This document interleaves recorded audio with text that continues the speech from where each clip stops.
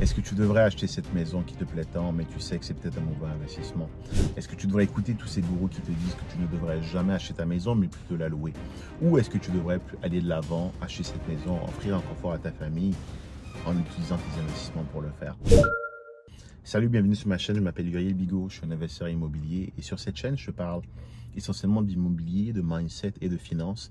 Et ce sujet m'a été inspiré par un ami qui récemment me posait la question suivante: Uriel, est-ce que je devrais acheter ou plutôt louer ma maison? Et tu vois, c'est une question qui revient assez souvent parce que dans le monde de l'investissement immobilier, beaucoup te diront que tu ne devrais jamais acheter une maison, qu'une maison ce n'est pas un investissement, qu'une maison c'est une perte. Et bizarrement, ces mêmes personnes qui te donnent ces conseils-là sont tous propriétaires de leur maison. Alors, qu'est-ce qui se passe? Dans cette vidéo, je vais un peu t'enlever les différentes couches de l'oignon pour que tu puisses voir ce qu'il y a à l'intérieur.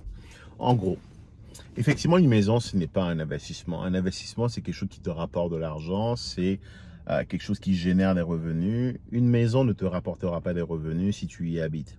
Alors effectivement, ce n'est pas un investissement. Tout au moins pas au sens classique où est-ce qu'on entend d'acheter quelque chose qui te rapporte de l'argent tous les mois, simplement parce qu'une maison, si tu y habites, ne te ramène pas de l'argent. Donc de ce point de vue-là, ce n'est pas un bon investissement. Il y a quand même un bémol. Alors reste bien jusqu'à la fin, je te dirai pourquoi. Pourquoi ta maison peut ultimement être ton meilleur investissement. Mais suivant un peu la logique, la première chose, c'est de se dire, la maison ne te rapporte pas de l'argent lorsque tu y habites. Donc a priori, tu vois, ce n'est peut-être pas forcément une bonne chose d'acheter une maison pour y habiter. Mais de la même manière, le fait d'être locataire et de verser tous les mois un loyer à un autre propriétaire, est-ce vraiment une bonne chose? Ceux qui te parleront souvent de l'investissement immobilier te diront, tu ne devrais pas acheter ta maison parce qu'elle ne te rapporte rien. Mais ce qu'ils oublient de prendre en compte, c'est que le fait de ne pas être propriétaire de ta maison fait que tous les mois, tu verses de l'argent à quelqu'un d'autre qui, lui, s'enrichit sur ton dos. Donc, on va un peu remettre les choses dans leur contexte. Si tu viens d'arriver, par exemple, en Amérique du Nord, tu n'es pas propriétaire, tu es locataire, est-ce que tu devrais, par exemple, aller acheter une maison? Très probablement non. Mon conseil serait plutôt que tu aies acheté, par exemple, un duplex ou un triplex, parce que ce genre de bâtiments-là ont l'avantage de te permettre d'avoir une résidence dans laquelle tu restes, qui te permet d'aller chercher une prise de valeur, j'en parle tout à l'heure, mais te permet aussi en parallèle de commencer à collecter des loyers et de commencer à t'accommoder, à comprendre un peu les règles de la gestion locative. C'est le gros plus. Ce que tu dois aussi prendre en compte, c'est que le fait d'acheter quelque chose va te permettre de commencer à accumuler ce qu'on appelle de l'équité. Ça va te permettre d'accumuler de l'équité. Et tu vois, l'équité, c'est quelque chose qui est, d'après moi, la 9e merveille du monde après les intérêts composés qui sont la 8e. C'est que l'équité te permet d'accumuler de l'argent beaucoup plus que tu ne pourrais le faire en restant locataire ou en essayant d'économiser de l'argent. Parce que tu vois, ce que ces gens-là ne te disent pas quand ils te disent que tu ne devrais pas acheter, la raison principale pour laquelle ils te disent que tu ne devrais pas acheter cette maison, c'est parce que tu n'auras pas de cash flow. En gros, ton cash flow va même être négatif, c'est-à-dire que tous les mois, ce bâtiment, cet actif que tu as acheté va te coûter de l'argent pour le détenir.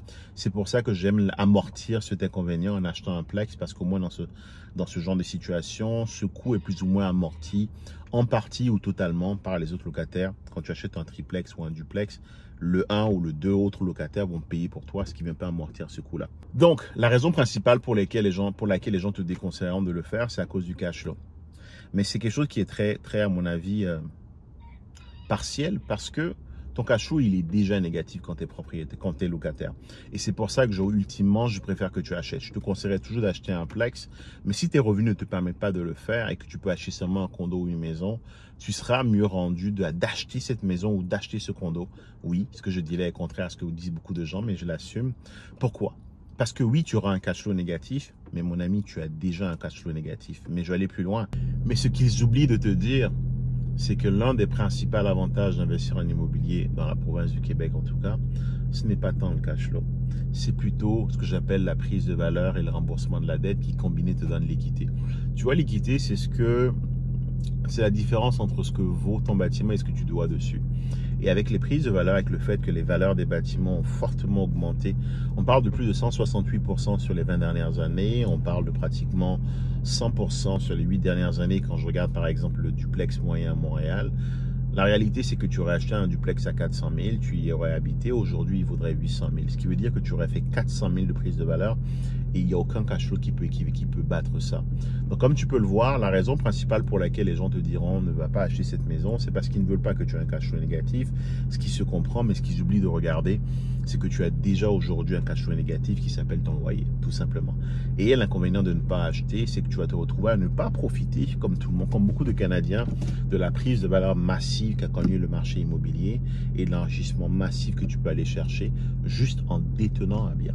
La réalité, elle est là. Donc, est-ce que tu devrais acheter ou pas? Là n'est pas vraiment la question. On va plutôt prendre un pas de recul et comprendre. Essayer de comprendre le pourquoi du comment.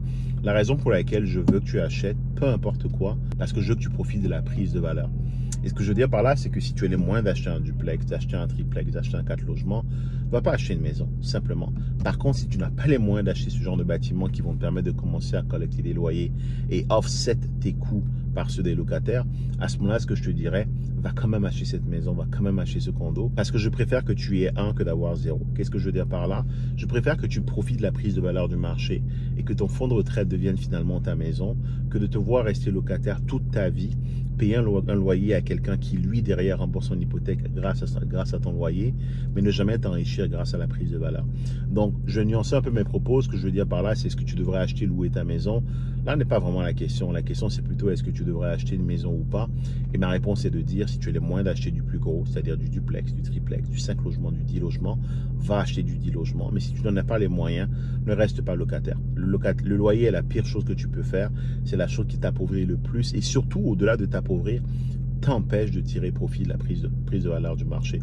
Il va y avoir à peu près 3600 milliards qui vont être transférés dans les années à venir par les baby boomers. C'est principalement de l'argent qui a été créé à travers la prise de valeur du marché et l'objectif c'est que tu puisses en profiter aussi dans le futur. Donc, à la question est-ce que tu devrais acheter ou plutôt louer, je te dirais plutôt acheter. Acheter idéalement un bien locatif. Si tu ne peux pas acheter un bien locatif, achète quand même une maison parce que ce sera ton meilleur fonds de retraite. Mais une fois qu'on a dit ça, essaie quand même de trouver des solutions pour réussir à investir, pour réussir à acheter de plus en plus gros, notamment un duplex ou un triplex.